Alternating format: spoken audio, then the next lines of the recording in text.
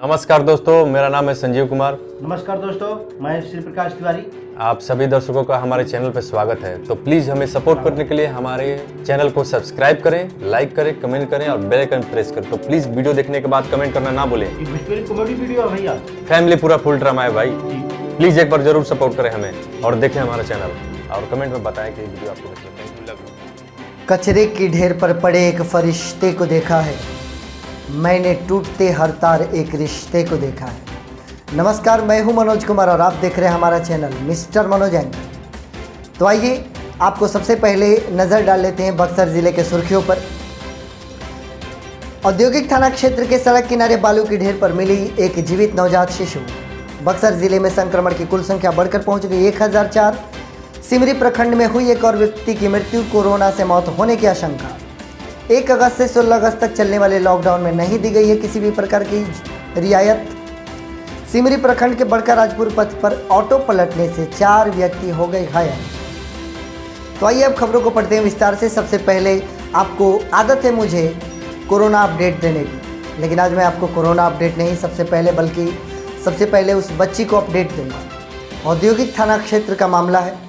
सड़क के किनारे बालू रखा था, बालू के ढेर पर किसी ने वहाँ पर एक बच्ची को छोड़ दिया।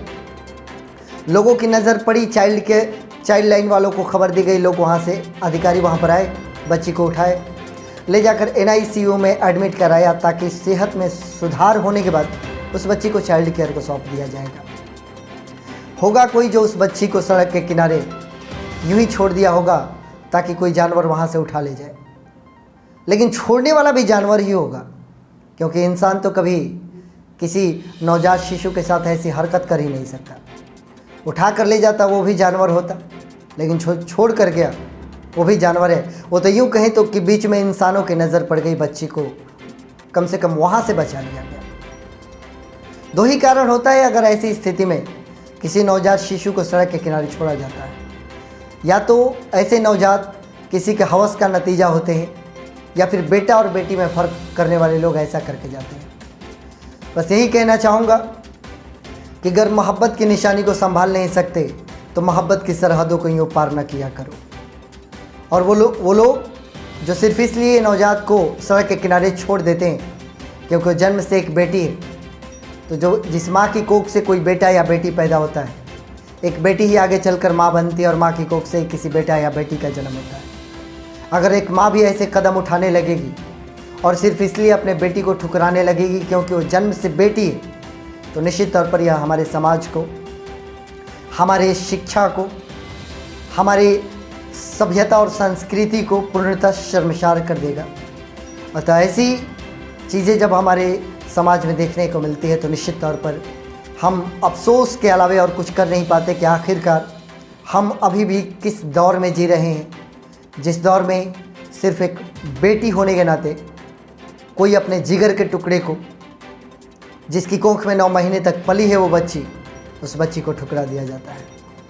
ऐसी घटनाएं ना हो, ईश्वर ऐसे लोगों को सद्बुद्धि दे जो ऐसे कुकृत्य करते हैं, ताकि ऐसे कर्मों के फल के कारण ये कोरोना महामारी, ये बाढ़, ये सुखाड़, ये आंधी, ये तूफान, ये भूकंप, ये सब हमारे कर्मों के नतीजे होते हैं। कोशिश करें कि हम अपने कर्म अच्छे करें ताकि जीवन में ईश्वर हमें सही राह दिखाए और अच्छे रास्ते पर लेकर जाए। अगर ज़्यादा बोला तो क्षमा चाहूँगा आप लोगों से। आइए खबरों को आगे बढ़ाते हैं। हमारे बक्सर ज़िले में कोरोना संक्रमण की कुल संख्या पहुँच गई 1004। आखिरकार 1000 के टारगेट को हमने पार कर लिया। हालांकि मैं आपको ये भी बताना चाहूँगा कि 1004 में 558 लोगों ने रिकवरी भी किया है। अभी हमारे यहाँ एक्टिव केसेस की संख्या 446 चल रही है। मृत्यु अभी 2 हुई है। एक और व्यक्ति की जो मृत्यु हुई है, अगर इनके सैंपल को लिया गया है, जांच अगर होता है तो ये मृत्यु का आंकड़ा आगे भी जा सकता है। तो आप लोगों को पता होगा कि कल 37 लोग पॉजिटिव पाए गए थे, लेकिन कल ही 35 लोगों की रिपोर्ट नेगेटिव भी आई थी। यानी कि लगभग मुकाबला बराबरी का था रिकवरी का और नए पॉजिटिव्स का। अभी के समय में डुमराव में जो 10 मिले हैं, चौगाई में 8 मिले हैं, बक्सर में 8 मिले हैं, नवानगर लगातार परेशान है। हम आप लोगों से यही कहना चाहेंगे कि ये दौर बड़ा बुरा चल रहा है। इस दौर में खुद को संभाल कर ही रखा जाए।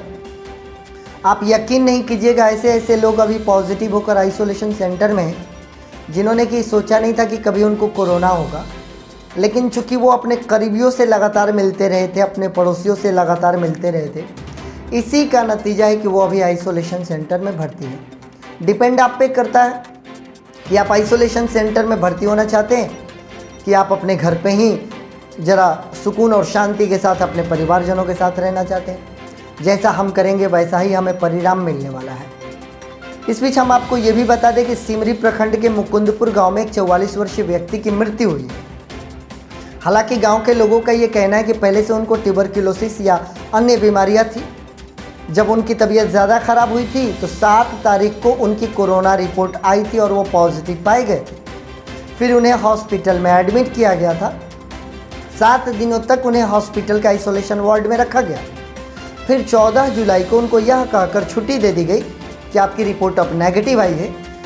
अब मैं इस बात को लेकर पूर्ण आश्वस्त नहीं हूँ कि वास्तव में उनको 14 जुलाई को नेगेटिव करके घर से छोड़ा गया था या फिर केवल 1 सप्ताह का खाना पूर्ति करके उन्हें हॉस्पिटल से छोड़ दिया गया, क्योंकि कई मामले ऐसे मैंने सुने और जाने और देखे जो आइसोलेशन वार्ड में हमारी जान पहचान के लोग जो जा रहे, जो मुझे कॉल करते हैं, वो ये बताते हैं कि 1 सप्ताह के बाद केवल टेम्परेचर माप कर और कहा जाता है कि जाइए अब आप ठीक हो गए। तो ऐसा सिचुएशन हालांकि इनके साथ नहीं हुआ होगा क्योंकि इनकी तबीयत ज़्यादा ख़राब होगी, लेकिन अधिकतर लोगों के साथ ऐसा होता था।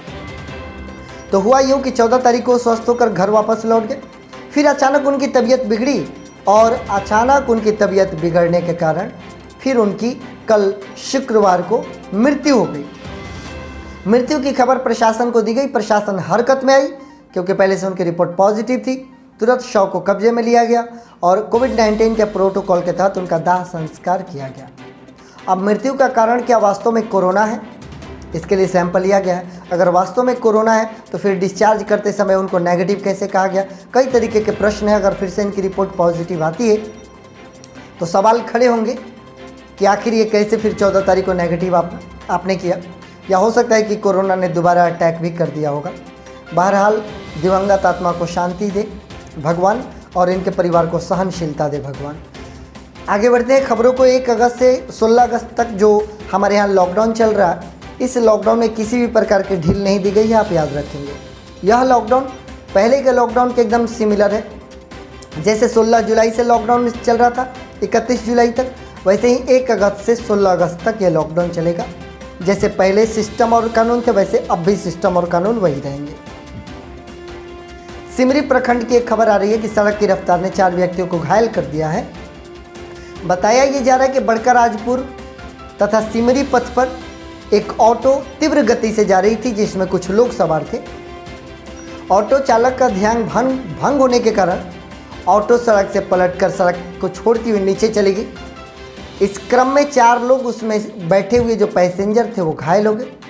उन 4 लोगों में से 2 की स्थिति ज़्यादा खराब थी, जिनमें एक चंद्रावती देवी 50 वर्ष, एक राधिका कुमारी 12 वर्ष की।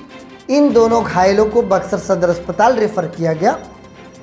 शेष जो घायल व्यक्ति थे उनको सामुदायिक स्वास्थ्य केंद्र सिमरी में इलाज कराया गया।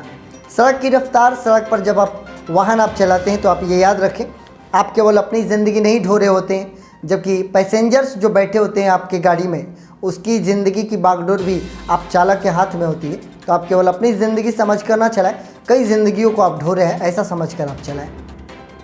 यह हमारे बक्सर ज़िले का अपडेट है। सबसे दुखद जो खबर है उस बेटी को जो कि अपने माँ बाप से परित्यक्त होकर सड़क के किनारे पड़ी थी। इसके अलावा कोविड-19 का अपडेट हमने आपको बताया। मृत्यु भी हुई है जो थोड़ा सा प्रशासनिक महकमे में हड़कंप मचा के रख सकता है। हम आप सभी से ये निवेदन करेंगे कि कोरोना काल चल रहा, जहाँ तक हो सके आप अपने जिम्मेदार नागरिक होने का कर्तव्य का निर्वहन करें। आप ये सोचें कि इस देश के प्रति, समाज के प्रति, अपने ज़िला के प्रति, अपने गांव के प्रति आपकी भी अपनी कुछ जिम्मेदारियां हैं, उन जिम्मेदारियों का निर्वहन करें। आप भी अपने समाज के काम आए। जिस तरीके से आप कोरोना वॉरियर का काम कर सकते हैं उस तरीके से आप भी अपना कोरोना वॉरियर का कार्य करें। लोगों को समझाएं, समाज में चेतना ले आए, जागरूकता फैलाएं, इस संक्रमण को दूर करने का प्रयास करें। कई ऐसी चीज़ें हैं जो कि आप एक जिम्मेदार व्यक्ति होने के नाते कर सकते हैं। तो आइए हम सभी लोग मिलकर अपने अपने कर्तव्य का निर्वहन करते हैं और अपने ज़िले को कोरोना से मुक्त करते हैं। आप सकुशल रहें, सुरक्षित रहें एंड मोस्ट इम्पोर्टेंटली कोरोना से बचे रहें, ऐसी हमारी कामना है। आप हमारे साथ बने हुए हैं, इसके लिए आप सभी का बहुत बहुत धन्यवाद।